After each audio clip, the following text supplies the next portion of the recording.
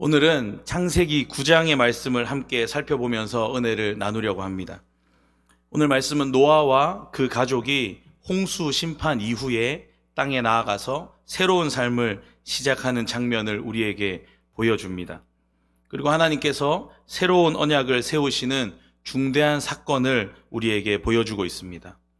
오늘 말씀에서 가장 중요하게 다룰 메시지는 다시는 물로 멸하지 않으시겠다고 하시는 하나님의 언약적인 선언입니다.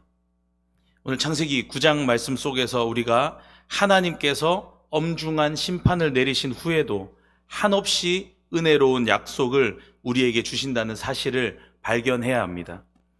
이것을 통해서 또한 우리 삶에 임하신 그 하나님의 언약, 그 언약을 완성하시는 예수 그리스도의 놀라운 역사를 함께 살펴보려고 합니다.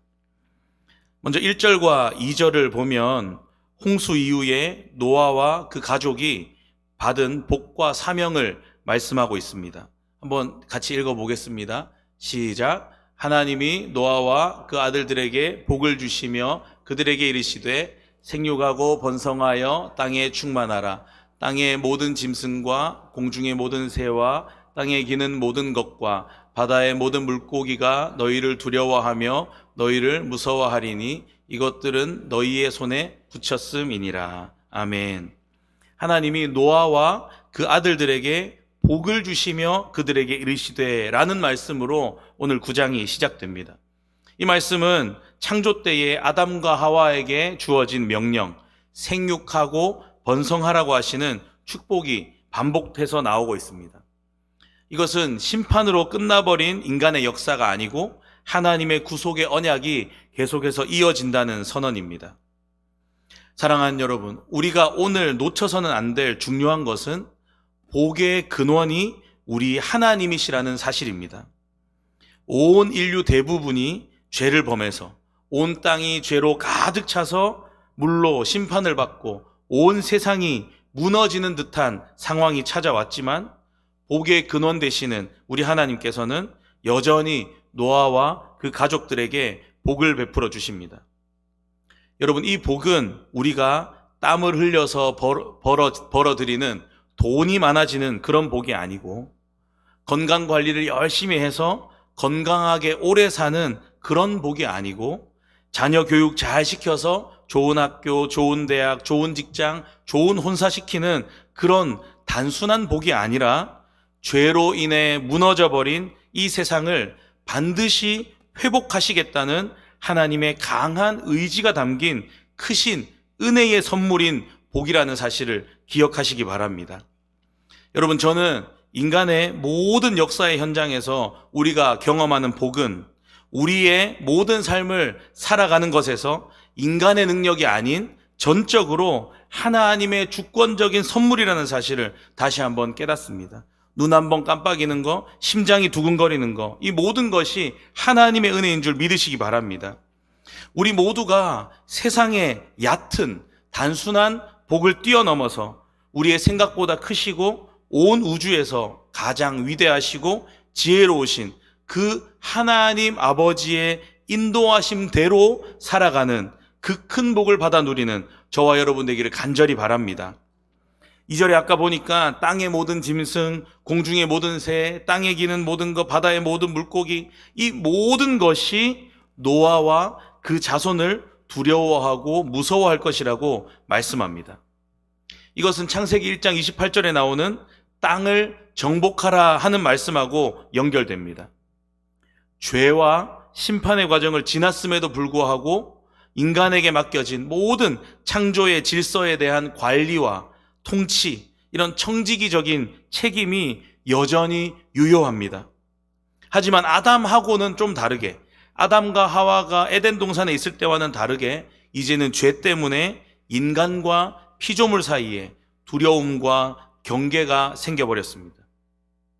여러분, 이 깨어진 관계가 궁극적으로 예수님의 다시 오심과 하나님 나라의 완성 때에 반드시 회복되어서 이사야 11장 말씀에 나오는데요, 이리가 어린 양과 함께 살고 표범이 어린 염소와 함께 누우며 송아지와 어린 사자와 살찐 짐승이 함께 있어서 어린아이에게 끌리며 암소와 곰이 함께 먹으며 그것들의 새끼가 함께 엎드리며 사자가 소처럼 풀을 먹을 것이며 젖 먹는 아이가 독사의 구멍에서 장난하며 젖된 어린아이가 독사의 굴에 손을 넣어도 해됨이 없고 상함도 없게 될 그 놀라운 일이 마침내 일어나게 될 것입니다. 이 사실을 믿으시기 바랍니다. 또 이어서 살펴보면 노아와 그 자손에게 하나님께서 먹을 수 있는 것과 먹을 수 없는 것을 말씀해 주십니다. 이전에는 주로 과일과 채소 위주로, 곡식 위주로 먹었다고 하면 이제는 육식이 허락됩니다. 하지만 피째 먹는 것은 하나님이 금하십니다. 여러분, 왜 하나님께서 고기를 먹기는 먹되 생명이 되는 피째 먹지는 말라고 하셨겠습니까? 성경에서 피는 생명을 상징합니다. 레위기 17장 11절 말씀에 보면 육체의 생명이 피에 있다고 말씀합니다. 그러니까 아무렇게나 생명을 다루지 말라는 겁니다. 짐승을 죽여 고기를 먹기는 먹지만 모든 생명의 주인 되시는 하나님을 향한 경외와 존중이 들어있어야 되는 걸 알려주는 겁니다. 여러분, 이번 주 중세교회사 강의가 이슬람교에 대한 강의였는데요. 잘못된 거짓 신인 알라를 믿는 무슬림들은 인생 전체가 알라만을 위해서 살아가더라고요. 그런데 우리는 참신이신 우리 하나님을 믿는데 오히려 우리가 더 우리 인생 전체를 하나님을 위해 살아가야 되지 않겠습니까? 하나님을 위해서 드려야 하지 않겠습니까? 먹고 마시는 작은 부분부터 하나님을 경외하고 하나님의 주권 아래 살아가도록 하나님이 지금 먹을 수 있는 거 먹지 못하는 것 지금 노아에게 가르쳐주고 계시는 겁니다. 이렇게 먹을 것을 허락받는 것조차 하나님의 은혜라는 것을 잊지 마시기 바랍니다. 절대 우리가 잊지 말아야 하는 건 우리가 창조주가 아니고 피조물이라는 사실입니다. 생명의 근원은 전적으로 우리의 하나님께 달려있다는 것을 기억하시기 바랍니다. 복의 근원도 하나님이시요 생명의 근원도 하나님이십니다. 성경은 이어서 피를 흘린 자에 대한 심판을 알려줍니다. 하나님께서 내가 반드시 너희 피 곧 너희의 생명의 피를 찾으리니 사람의 피를 흘리면 그 사람의 피도 흘릴 것이니 라고 말씀합니다. 생명을 해치는 일에 대한 하나님의 엄중하심을 보여줍니다. 여러분, 가인과 아벨 이야기 아시지 않습니까? 가인이 아벨을 죽였을 때 땅이 아벨의 피를 받아들이고 그 피가 하나님께 호소하여서 가인이 벌을 받았다는 내용이 나옵니다. 사랑하는 여러분, 그런데 피를 흘려 죽은 또 한 분의 이야기를 우리는 잘 알고 있습니다. 바로 예수 그리스도십니다. 우리의 시선이 예수 그리스도의 십자가로, 오늘 창세기 9장을 읽는 동안 예수 그리스도의 십자가로 우리의 시선이 향해지기를 바랍니다. 우리 예수님은 죄가 없으신 하나님의 아들이신데도 우리 죄를 대신 지시고 피를 흘려 주셨습니다. 모든 사람이 그 죄로 말미암아서 정죄받고 각자의 피 흘림으로 사함을 얻었어야 마땅했는데 우리 인간의 대표로 죄 없으신 예수님께서 그 모든 죄를 짊어지시고 대신 피 흘려 죽어주셨습니다. 여러분, 우리 예수님의 그 대신 피 흘려 죽어주심이 우리가 받을 심판을 대신 해결해 주신 그 큰 은혜, 여러분 반드시 기억하시기 바랍니다. 이제 7절입니다. 하나님이 또 노아의 후손들에게 생육하고 번성하라고 말씀하십니다. 명령하십니다. 심판이 끝이 아니라는 사실을 보여주는 말씀입니다. 여러분, 오늘 창세기 9장은 읽으면 읽을수록 계속해서 우리를 울컥하게 합니다. 여러분, 우리 하나님은 어떤 분이신가 하고 자주 생각해 보십니까? 기도하러 자주 나오시고 예배하러 나오시지만 어느샌가 우리가 나와가지고 성경에 나오는 표현처럼 다고다고 하면서 하나님께 내가 원하는 것만 때를 쓰고 달라고 하고 계시지는 않으십니까? 여러분, 우리 하나님 어떤 분이십니까? 우리는 계속 죄를 짓습니다. 그런데 그때마다 벌 주고 심판만 주시는 그런 분이 아니고 심판 후에 반드시 회복과 생명으로 이끄시는 구원의 하나님, 구속의 하나님이신 줄 믿습니다. 우리 하나님, 오늘 말씀을 보면 계속해서 그 비참하고 보잘것없는 인간의 역사를 계속해서 끊어진 곳을 이어가시고 또 끊어진 곳을 이어가시고 타다 남은 죄보다도 못하고 티끌보다도 못한 우리 인생인데 배신과 반역과 불순종으로 가득 찬 더럽고 부패한 우리 인생인데도 불구하고 우리를 자녀 삼아주시고 자기 백성 삼아주시고 우리 인간들을 향한 그 구원의 손길을 멈추지 않으시는 크신 하나님이시라는 것을 오늘 말씀을 통해 우리가 보게 됩니다. 자, 이제 다시는 멸하지 않으시겠다고 약속을 선포하시는 하나님을 보려고 합니다. 우리 하나님께서 노아와 그 후손들 그리고 그 온 피조물들에게 언약을 세우시는데 그 표징으로 무지개를 보여주십니다. 하나님께서 노아와 그 아들들 뿐만이 아니라 땅의 모든 생물들과 언약을 맺으십니다.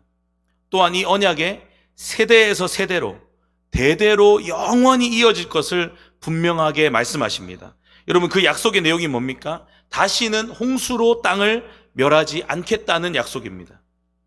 여러분, 심판이 아예 없다는 말씀이 아닙니다. 하지만 노아 시대 때처럼 물로 전 지구적인 멸망을 하는 이런 일이 다시는 일어나지 않도록 하시겠다는 분명한 약속입니다. 여러분, 세상에 죄악이 또다시 넘쳐날지라도 하나님이 그 거룩한 섭리 안에서 역사를 계속해서 움직이시고 완성의 그날을 향해서 계속 인도해 가십니다.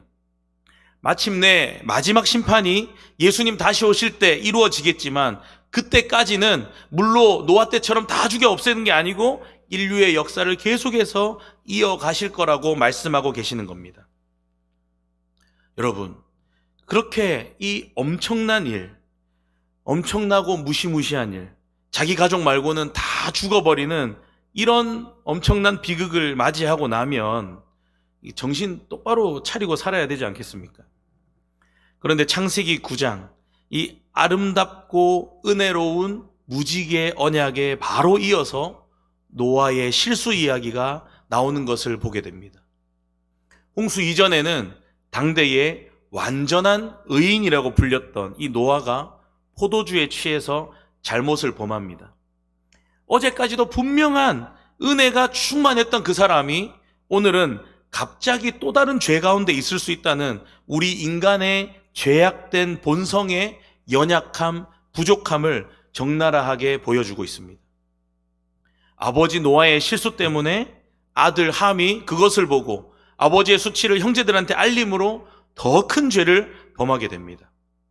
그 상황에서 셈과 야벳은 옷을 가져와서 뒷걸음질로 가서 아버지의 수치를 덮어서 가려줍니다. 나중에 노아가 깨어나서 함의 자손인 가나안에게 저주를 선포하고 셈과 야벳에게는 축복을 선포합니다. 여러분, 이 이야기가 어떤 특정한 민족과 혈통이 저주를 받아서 영원히 비참하게 살아갈 거라 그런 이야기를 하고 있는 게 아닙니다. 여러분, 죄 가운데 거하는 죄의 자손에게 분명하게 죄의 열매가 있을 것이라는 이 말씀을 우리에게 하고 있는 겁니다.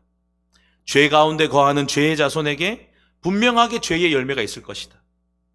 사랑하는 여러분, 오늘 창세기 9장을 살펴봤습니다.